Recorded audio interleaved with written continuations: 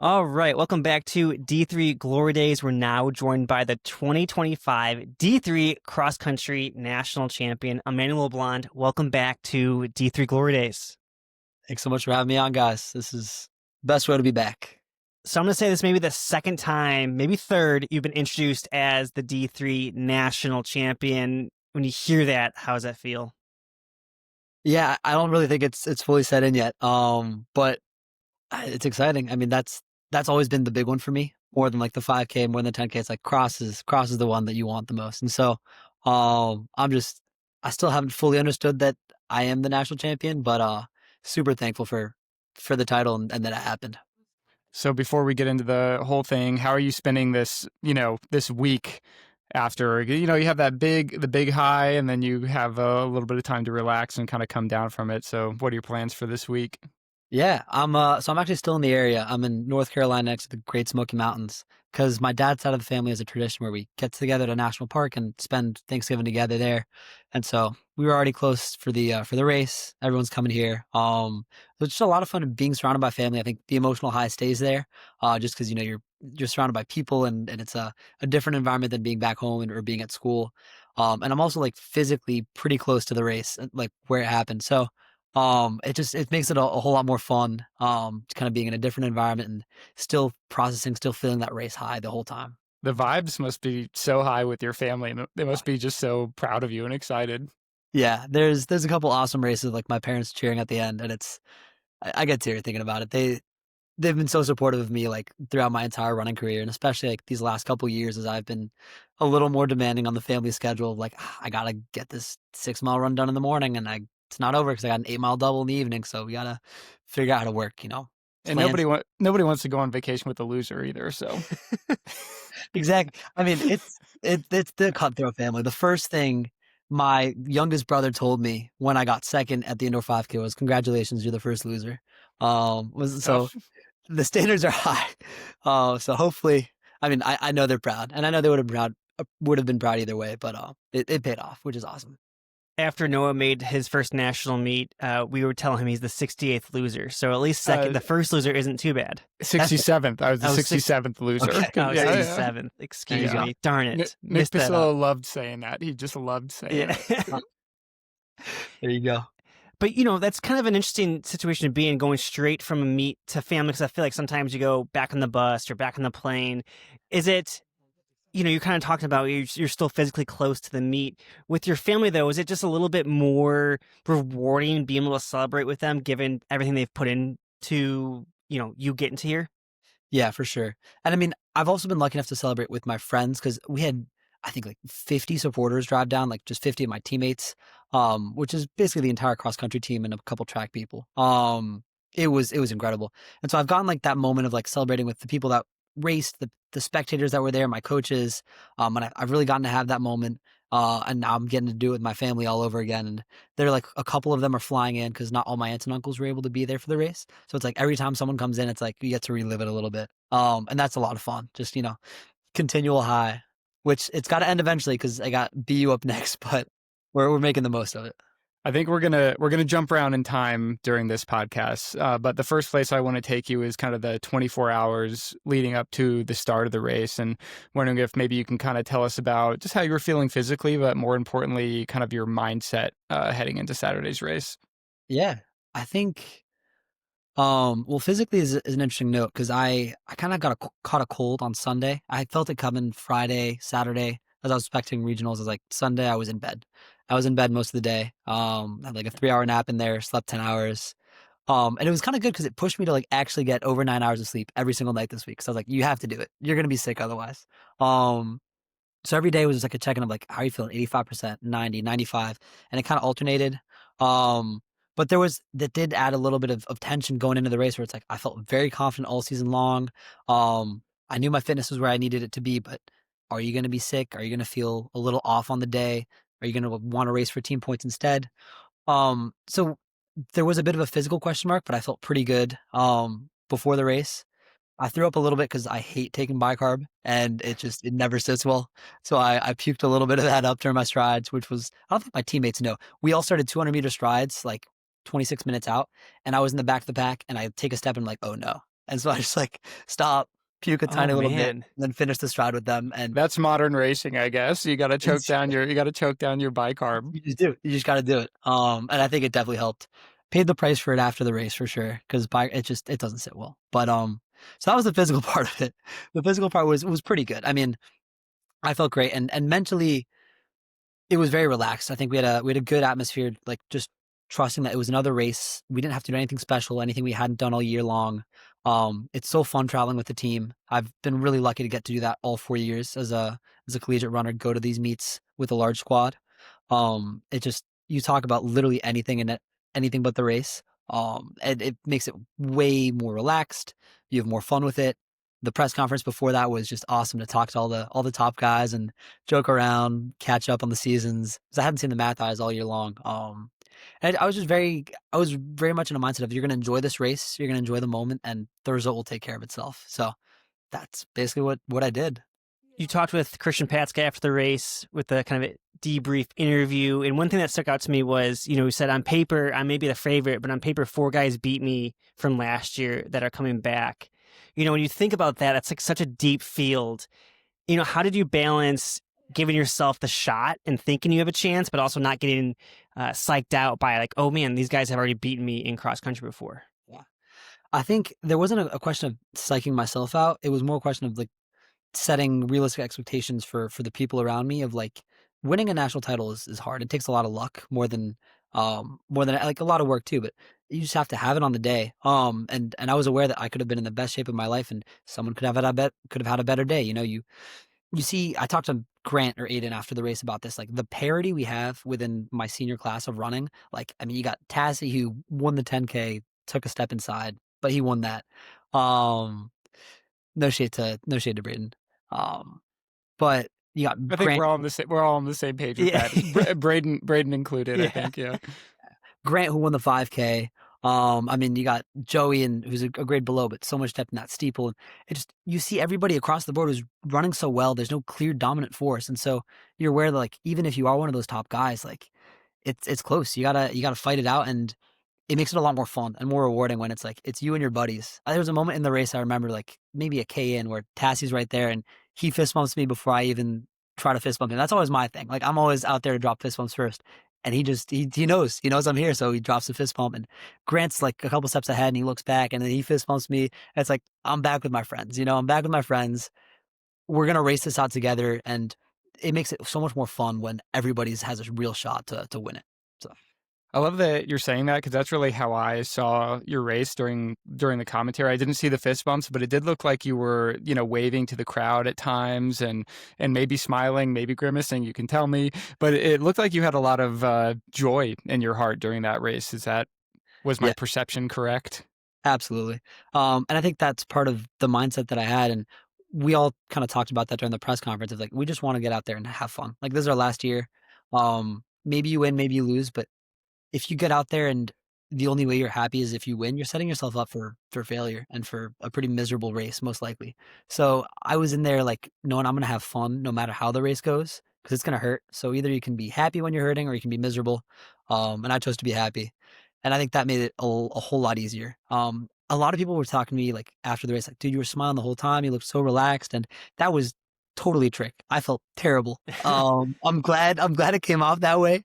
It was awful. That hurt so bad. Grant like took it from, 2K out or 2K in, but he just started hammering. And I was like, dude, this is terrible. My legs were lactic 400 in, but throughout that entire race, no matter how like hot and miserable I felt, I was like, you got to smile. All your friends are here. You're racing your friends are on the sideline. You just have to smile and enjoy this because no matter if you win or lose, you're going to want to have enjoyed these last 24 minutes of your cross-country collegiate career. So.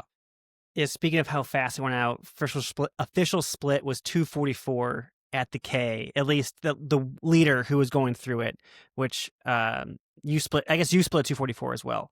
Okay. When you see that, did you know how fast you guys went out, or you could feel it? Yeah, so that's a big advantage that we get at Hopkins, getting to go to these big D1 races like Paul Short and stuff, where I went out 4:38 through that first mile there. I'm pretty sure our K was just about that speed. So we know what it feels like to go out that hard and just have to do that to be in good position. So I knew I was going to be ready for the pace, but I will say like 400 in, I was like, this feels worse than it usually does. Like that lactic burn was more than I would expect. But I kind of had this faith of like, you've done this before. Your body's going to take care of it. You're just noticing too much. Don't worry about it. Um, and I mean, coming through the mile, I think it was like around a 4:35. Seeing that clock was like, okay, we're running fast, but you've done this before.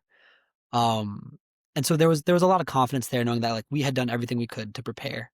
I will say I don't know about the markings on that course because the last K was allegedly a 2:41. There is no way in hell I ran a 2:41 up that hill. That was just not true. Um, and so I mean I don't know. I don't know how funky the splits were, but it definitely went out fast, and Grant was pushing the whole time. I loved the way this race played out from a spectator perspective. I mean, and there were like various selections kind of during the race. There were kind of 10 to 15 guys, and then there were like 5 or 6 guys, 3 guys, 2 guys.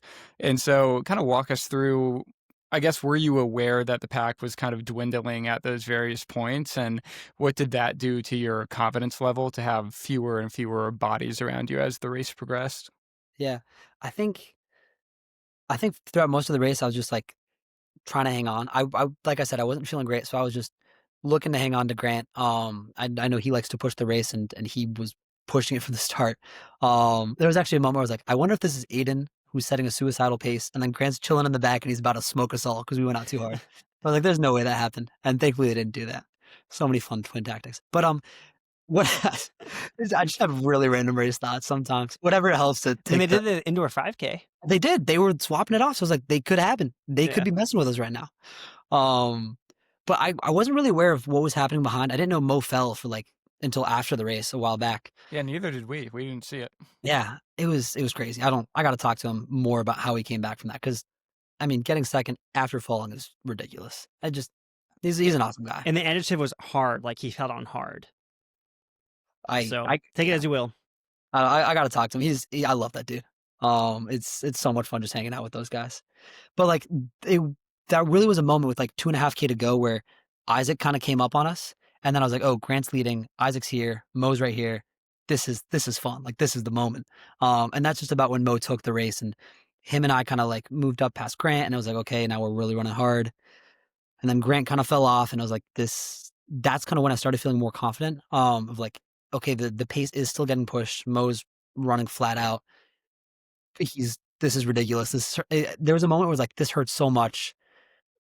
I just got to keep going because I'm never going to get this mile back. Like I'm going to play it back in my mind for the rest of my life, and I'm going to wish I ran harder. So just do it now, because you're never going to have to do it again. And so that was like a very conscious thought. I was aware of like, okay, so you just got to do it. And so there was a moment where it was like, as the pack got thinned out, I started gaining a little bit of confidence. At one point I saw my brother with like 1,400 to go, and he was jumping at me, and I was like, okay, like I'm feeling better. And then it was me and Mo, and I was like, okay, I've kind of planned this me and Mo 1,000 meters out thing for the last couple of weeks. Like you just got to execute. It's him and you. It's going to be a question of grit. So just I don't know, fight it out, man. Before we talk about that, I'm curious because you kind of mentioned the pace felt fast. You just were hanging on, quote unquote. So when you don't feel like you're in control of the race and like you're just hanging on, how did you battle? Like what tactics did you use to like make sure you stuck there? Because clearly it worked, but like what did you do to make sure you hung on? Smile is a lot of it. Yeah. Like it really is like a mental trick. Like no matter how you feel, you just got to force a smile, and you got to like try to be aware of the people around you because it takes you out of the pain you're feeling. And it just helps me push a little more when I'm not like hyper fixating on like this feels terrible. That's a big part of it. And another thing is just like a deep down confidence of like, even if it hurts bad, we've been in races where we ran 23, 23, 23 low. So like I can handle this pace. I am fit enough. We did an 800 workout 2 weeks ago where my coach was like, dude, this was ridiculous. Like you are in great shape. Like you can handle whatever they throw at you. And so Splits. it was, I can't remember the rest, but it was like 7 or 8 by 800. Started cutting from 215 or 216 down to 211, which isn't that crazy, but we were lactate testing and the numbers were like stupid low. So I was like, okay, if the numbers are low, the effort is low, you can handle this pace it was below 8K effort. So obviously with the rest, it's a little funky, but it was like, you can just do this. Whatever they throw at you, you'll be okay. Are lactate numbers like cooler than splits now? Like, should we be asking for lactate numbers? I don't know who's using them. I don't know who's using the meters, but they're definitely a good tool. I think I know actually I could not be doing the training I'm doing without that like without that baseline. But you get pricked like between every rep, right? Yeah, we do it at least twice a Count workout. me out. I'm out. Yeah, he's covered in bruises. Like, It's like you can't tell now because it's been like a couple days. But usually my fingers are like covered in little spots from the That's pricking. hilarious. Yeah. It's a good time. It works out. I'm trying to remember the question originally. The question was, it hurts. You got to smile, and you just got to this deep confidence. so you and Mo kind of pull shoulder to shoulder and down the stretch, running right next to each other. Before you put some distance into him, kind of talk us through kind of that moment of being shoulder to shoulder with him and knowing that you'd have to kind of pull something out to get some distance. Yeah. That was a moment of like where I started feeling the most confident in the race, knowing like this hurts a lot, but you're so close to the end. Like this is just, you knew it was going to come down to this. It was very comforting knowing that there weren't any like secrets waiting up ahead. Like it was a drag race to the finish. And Mo is like stupid fast. He's going to go run like 2:06 in the marathon next year. Just watch it. But I had this feeling like in a 1,000-meter race, I think I have him every time. Obviously not every time, but I really felt it in the race. And so I was like, you just gotta go, get this. And so there's a moment where I was like, I really wanted to go kind of early because you never know what can happen over the last 50 meters. And so I took a couple steps, and I remember in the broadcast, you guys call it up, and I'm like, this is way too early. He's going to come back on me because he's just so strong. He's pushed me to my limit. So I stop. And so he comes back, and so we're even again. And then we're like 300 to go, and it's like, okay, I got to go now. Otherwise, you never know what's going to happen. And I just ran as hard as humanly possible. I felt like I was moving backwards. I was like, this is terrible. I'm going nowhere. I'm sucking wind. I feel like I can't breathe. And I look back, and he's not far back. And I'm like, dude, if he's jogging this hill and he's going to sprint on the straightaway, I'm done. I lost this race. And so I was pretty terrified. There's a couple of videos of me looking around, and you can just see it on my face. It's like, there's no confidence at all there. Cause he's such a good runner, man. And he just puts so much work in, like 150-mile weeks. It's once you know that, it sits in your mind like this dude can come back and win. You never know when. So, and it might have actually been Isaac closing the fastest in the last 200 because he got back up just to Bati's shoulder at the end, and you wouldn't have even seen him coming probably because he was a little further back. No idea. And so that's why I was just no matter how much of a gap you think you have, I was running flat out. I was like, you just got to go. And I mean, it worked out. So thankfully, clearly it did. But a lot of fear coming down the finish line, which is not usually how I feel at the end of races. So that was a fun feeling, like a lot of shock too. How bad was this hill? Like from the broadcast, I think it was during the drone. So like we had zero clue kind of the elevation of the course. Like was it that steep of it? Was it steep or was it just like a long gradual hill? It was like kind of a double kicker. You had a first more gradual part, and it was flattened out, and then it steepened up again. Okay. And that second steep part, it wasn't killer. It's not like you were done for if you it didn't kill you, but if you didn't plan for it, if you didn't know it was coming, like it was really going to get you. So I don't know. We ran the course the day before. Our coach kind of talked us through like how we want us to race this, and so that was a big emphasis of like, you got to save something for that hill because if you don't, it's gonna come and get you. So that final look back, it's like 50 meters ago. It's in the bag. You turn, you throw up the grenade. Maybe you do you emoted like every single emote you have down the finish line. Were you just like, what were you feeling down like the last 25 meters or so? Yeah, shock. It was shock. I usually try. I was like, I wanted to have this polished finish. I wanted to be like, yes, I did it, and it'll look back and it'll be perfect. But I couldn't believe that it had happened. Like as much as I thought it was, I had no idea. I really didn't know. And so I was just in shock, trying to do whatever I thought would look cool. Just try to have fun with it across the line. And there's a picture Jen has that I'm definitely gonna post of just me like aghast, like as I crossed the finish line. It's like I have the widest eyes in the world, and that's just really how I felt. I couldn't believe that it happened at all. What were some of your kind of memorable immediate post race interactions with people or coaches or teammates or whatever? First thing was Matt Kelly. First of all, go follow Matt Kelly on YouTube. Matthew W Kelly 12345. He posts a lot of our workouts and stuff. I shouldn't have said that. Um, good insight into the team on his channel. He came up to me and he was like, Emmanuel, what are you gonna do next? And I was like, hip day 2, Enduro, which is like my post race recovery mix. Go PR at BU. And it's like it was immediately that mindset of like, you won, but there's something next, you know. So that was really funny to. I'm stumbling away in that video too. It was funny to just have that first interaction. Then I saw my coach. I saw Cullen, and we just hugged and smiled, and that was crazy. And then I saw Bobby and my teammates, and every time I saw someone, it was like more and more energy, and you realize that like that happened because they feel the excitement more than you do. You just feel tired at that point. And so those are pretty special. I was covered in blue paint at the end of those interactions because they were all covered in body paint. That was a fun little memory of mine, looking down at the arms. Yeah, you watch your teammates come across. Unfortunately, you had two guys kind of not have the best last Ks. How do you balance, emotional high of individual championships, but then see potentially like the team goal of getting a trophy kind of vanish that last 1K? Yeah, that's still hard. It Yeah. still stinks. I mean, that was one of my first questions when I came across. I was like, how the team do? How the guys do? And I was first told that we were 4th because that was the information people had. It was like at 7K we're 4th, and then I was told we were 6th. I was like, that kind of stunk because we really wanted that trophy for the first time. You just you just gotta accept at the end of the day. You understand that like those guys, even if they didn't have the best days, they really did give everything they had. I mean, nobody Literally, like they did. They did. They really did. Like nobody crossed that line was like, if I had known, I would have pushed a little more. It's like no, they stumbled across the line. I mean, Roan was in 18th coming into that hill, and then I think he said he like almost blacked out and he didn't know where he was anymore. He couldn't take a step. It's like, am I going to be annoyed that this dude didn't finish? Like he tried.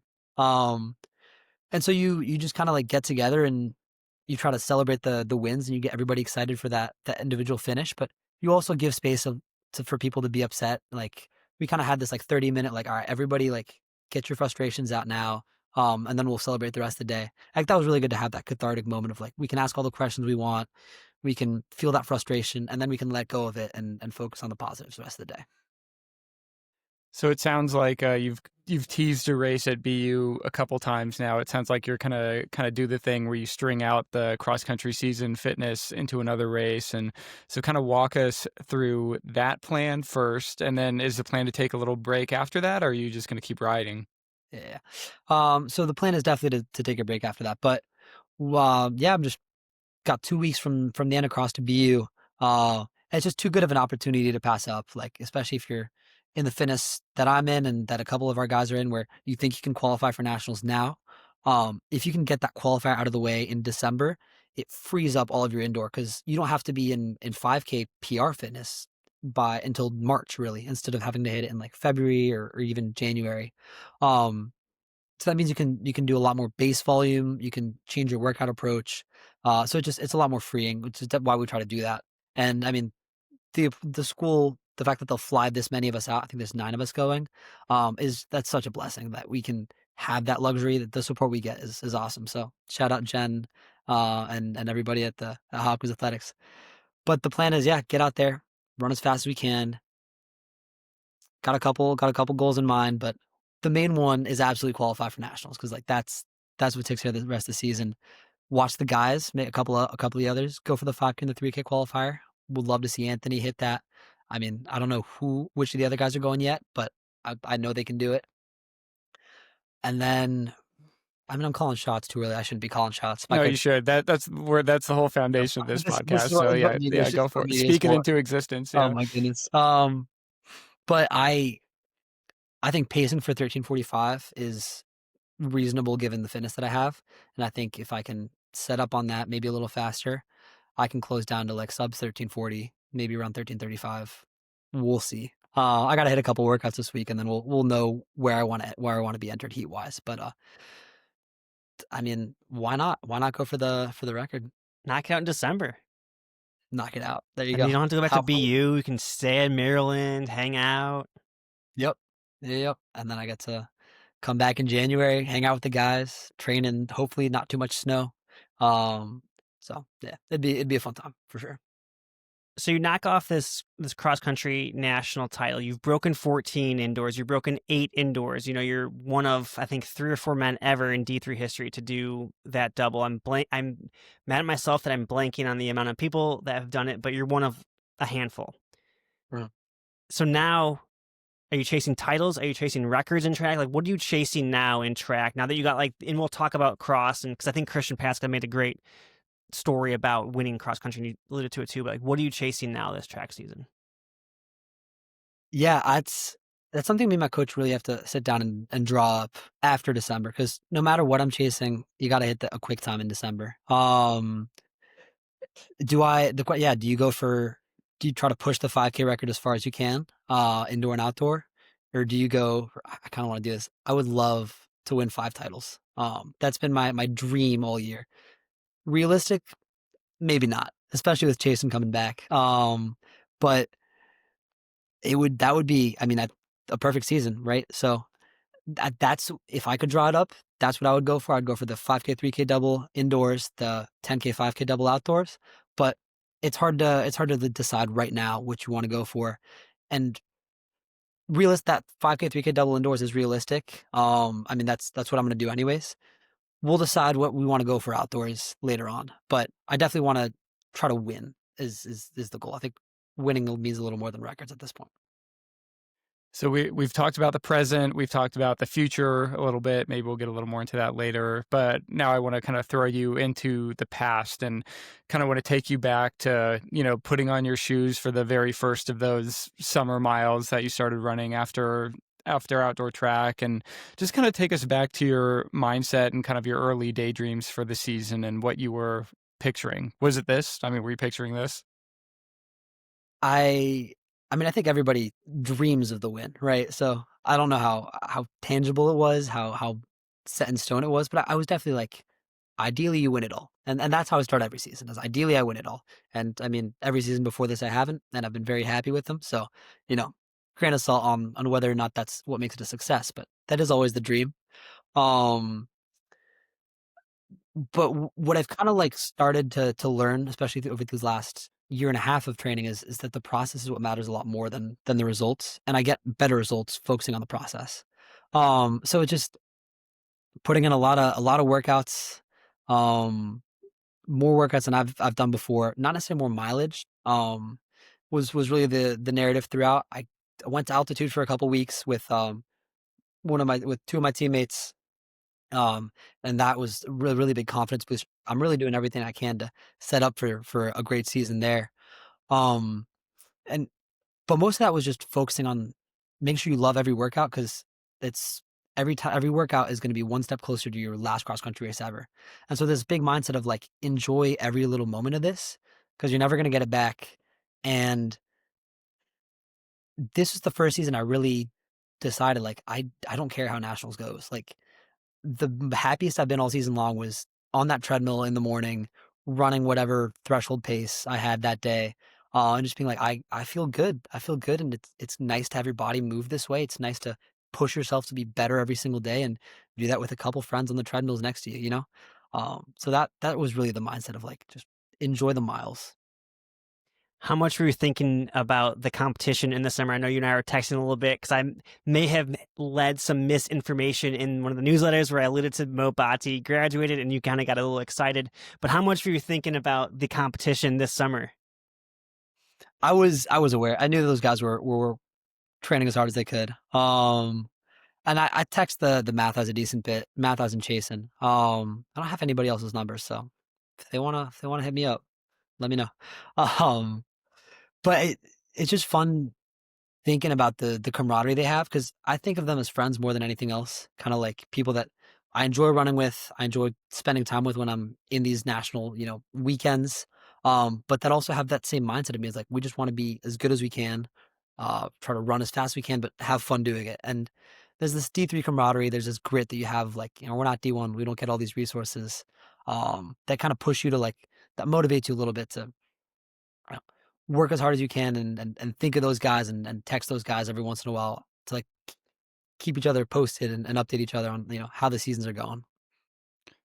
How do you feel like your momentum kind of developed over the course of the season? I mean, off camera, I said you won everything. You corrected me, but you did have some wins, heading into nationals. But yeah, how do you feel like, say, from Paul Short onward? Did you feel like you were seeing those steady improvements? Were there ever any points of nervousness?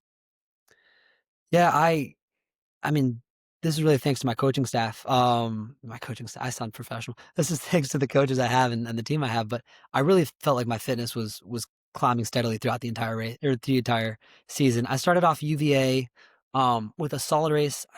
I wish I raced the last 2 kilometers a little differently tactically, and maybe I would have finished a little higher. But after that, I was just on a good trajectory, like having a big PR at Paul Short. I raced that pretty perfectly tactically. The tactics were great at Con College, and I felt super fit that day.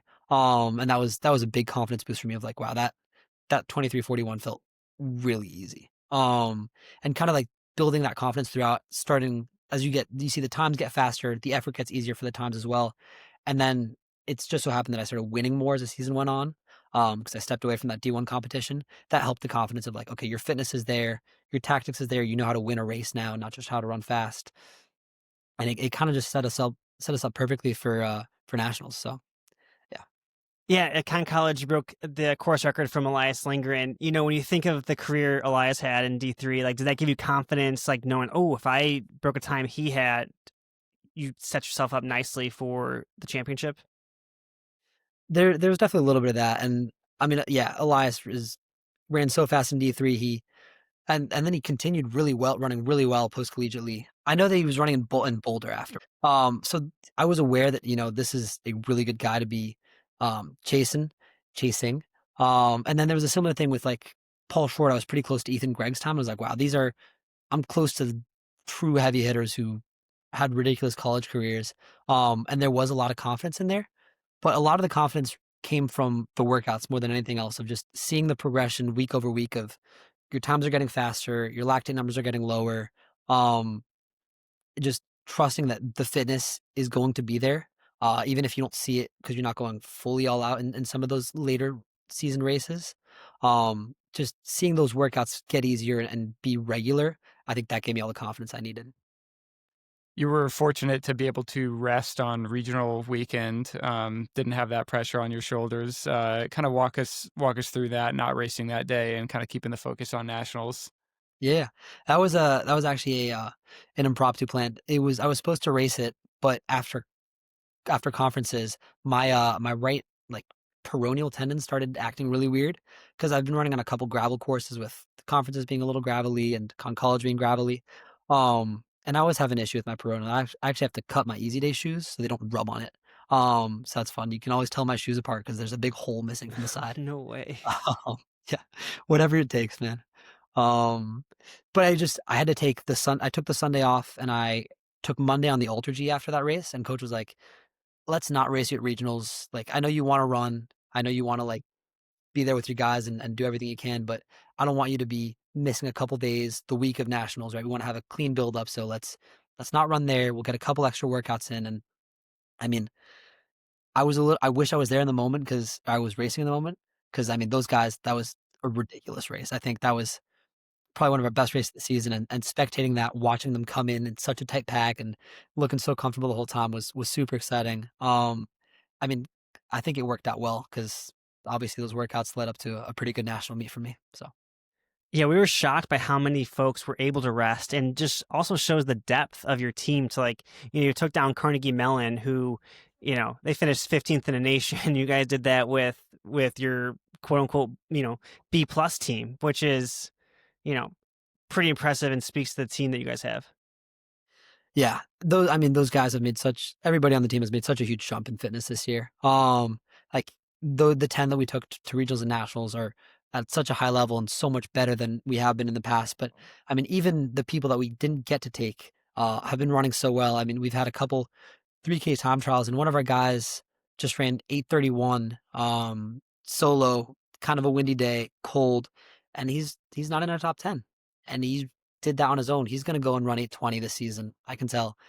And that's just the new standard of Hopkins. And so it's really exciting for me to like watch these guys, especially the young guys, just get better year over year over year. And that kind of helps like dull the frustration of nationals this year, knowing that next year that sixth place finish is going to be the floor. We're going to finish even higher, like maybe on the podium, maybe on the top step, and year after year, like the year after that, the year after that. Like I really think this is a team with the training we have, the culture we're developing, that's going to be dominant, and that's our goal. We want to be a dominant force, the way lacrosse has been.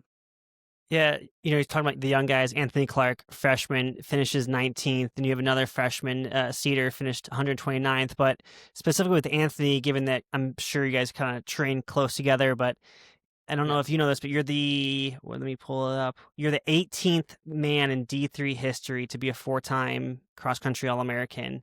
And Anthony, gets step one out of the way, the freshman, the hardest year to do it.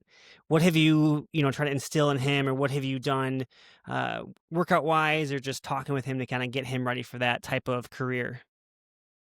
Yeah, Anthony is such a hard worker. I mean, I can speak a little bit to the advice I've shared with him, but to be honest, he pushes me more than I push him. We finished nationals. We had the whole celebration. We got back to the hotel, and all the guys were getting ready to go in the pool. And Anthony was like, "I'm gonna go do a quick lift." It's like, "All right, Anthony, I'm coming too. Like, let's get this recovery lift in and get a little stronger." And he just has that next step mindset of like, I just want to do the absolute most and sleep the most and run the most. And I've kind of had to pull him back sometimes, especially in the beginning of the season. We were doing like long runs and he was running half mile, a mile more than prescribed. And then we were like, dude, you're not helping yourself. That extra mile is going to hurt you later on this week when you have to more workouts and you're more tired. You're not getting enough. Like you just got to think about the benefits you're getting versus the cost. So there's been like a back and forth of like kind of taming that enthusiasm a little bit, but really learning from it in another sense of like, we're gonna whittle down your extra stuff here, but I'm gonna join you for that extra stuff over here. And it's just been so much fun to watch his excitement. There's something about like a freshman who really wants it and who hasn't been jaded by the life of college yet and all the schoolwork and stuff. It's fun. It's fun to be there with him and to commit to that training. So it's just been fun to do it with him, to do it with all of our other guys. I mean, our freshmen spent 2 weeks at altitude this summer. And they're going back, and our next freshman class is doing that as well. They're just raising the bar in terms of what they're doing, like race wise, but also just the commitment they're putting in. And so they're doing that, having fun with it. I think that's what's going to give them, the winning team culture. So The progression of the program seems to be really important to you and talking with you. And I think so often, having a national champion is like a huge catalyst. It just kind of pours gasoline on a program that's gaining momentum. And so, I mean, we're still so early in this, but I wonder if you've had a chance to like think about the context of your presence in the program and how you've benefited it, both as a performance leader, but also, as a cultural leader. yeah, I think I just try to lead by examples as much as I can, but I don't want to take too much of the credit. I'm surrounded with a lot of great captains and just a great class that's really just full of leaders, whether or not they have a role or not. I could name every single one of them. But there is definitely this facet of once you see someone achieving at a high level as an athlete on the team, you want to join them at that level, and that pulls people up. But it also allows you to recruit higher. And that's one of the reasons I actually came to Hopkins is we had an athlete, Jared Pangalozzi, in 2019 win the 10K. And I was like, I mean, listen, Bobby knows how to coach winning athletes. That's all the confirmation I need. Like, I know I can win if I go there. And I don't know that I go to Hopkins if Jared doesn't win that 10K, right? And so um, I also want to put a caveat. I think Jared would have won that 2020 cross country season. I think he was by far the highest returner. So there is this idea of like I am the first one to win, and hopefully that pushes that acts as another catalyst that pushes the program to a new height. But we've kind of had these guys like some more recognized than not that have been like raising the bar every year. I can think of Jared. I think of Matt Kleiman was a really big cultural leader when I was a freshman. Charlie and Gavin are for me like the two biggest ones who pushed the training. They were juniors my freshman year. And so it's just been about like trying to be that leader, set that example for the freshmen and everybody else on the team. And seeing what it's going to be next year. So you mentioned you really enjoy the process, maybe more than the results sometimes, or at least you like the process. Can you speak to that when it relates to you're a 4-time D3 All-American and under 20 men in D3 history have accomplished that feat? The process is the training. It's the training and trusting the training and having, being lucky enough to have the coaching support, coaching with a coach with the knowledge and of an experience of Bobby, who's also willing to recognize, the new ideas of Cullen and bring his training into the program. I think you gotta be in the right environment for that. Um, but then also just focusing on the every single day with the guys. I think you don't win or you don't get 4 All-Americans by focusing on being an All-American as a senior your freshman year. It's important to have that goal. I walked onto campus my first day and I said, I'm gonna be an All-American this year. And my team kind of laughed at me. But it worked out. It's important to have those goals, but it's important to not like lose focus of the next day. Like what you have to do today is going to be the most important thing. And that's one of the most important things I've learned from Cullen is weekly mileage is irrelevant. And I know Mo's going to disagree with me on this because he's a demon and Isaac is too. But we do not look at weekly mileage at all. The most important thing you got to focus on is what am I supposed to do today? What is the best thing for me to do as a runner today? And if I missed a run yesterday, the best thing for me to do isn't to add a couple extra miles today. That's making me worse. It's too much load. And so you just got to focus on what makes you better today, what makes you better tomorrow. And by stacking those days, weeks, months, sometimes you get lucky and you end up with a career like this. I think there's a good chance we end up talking to you again on this podcast. I mean, we still have 2 track seasons coming up, but just in case, I want to kind of check in on your future as an athlete. You're listed as a senior, so I guess my first question is: does that reflect your true eligibility? And kind of what are your plans for the future beyond this school year? Yeah, eligibility is crazy. I am a true senior. I know like Ryan's a senior, for example. I know he's listed as a sophomore. But true senior. I have a job lined up next year doing consulting in San Francisco. You already have a job lined up? Job lined up. What can't you do? Oh my God. Dude, it's You're made not- it so much easier. Everybody's listening to this and just getting depressed about it. It's luck, man. It's luck. I can't take too much credit. But that made the season so much easier. Not having to worry about like post grad plans. School kind of takes a back burner once you have that job. Like it's made it a lot easier. But yeah, back in San Francisco, close to my family, and the goal is still going to be U23 cross in December 2026. I've talked to more and more of the French athletes in D2, the Wingate boys, Emmanuel Leblond, trying to figure out like what the process is, how I got to get ready. I've joined a French club, so I'm now, or as of December 1st, I will be a French athlete on World Athletics. Hopefully they change. Which means like all my times, including this December meet, will qualify me for French championships. I'll be able to go there, and what happens after that, I don't know. I don't know what happens after U23 cross, but maybe I'll join the Alex Phillip and the Matthew Kleiman train and go run ultra marathons. Whatever makes me happy. Hey, très bien, très bien. There you go. Excellent French. Thank you. Merci. Oh, polyglot over here. This is awesome. Yeah. Well, Emmanuel, go enjoy some time with your family. Thanks so much for sitting down with us shortly after this race. Congratulations, and we're super excited to see what you can do this track season. Thank you guys. I really appreciate it. It's been fun coming on here. Thanks for the effort you guys put in broadcasting the meet. It's really been leveling up year over year, and D3 has in terms of the talent we get in, but that's because of the attention we get thanks to media like you guys. So I really appreciate it. Everyone's so we'll nice. be able to see you. It's awesome, man. So nice. It's fun. So I'll see you guys not in December, but hopefully in March, as long as I qualify. And yeah, we'll stay in touch. Good talking to you guys.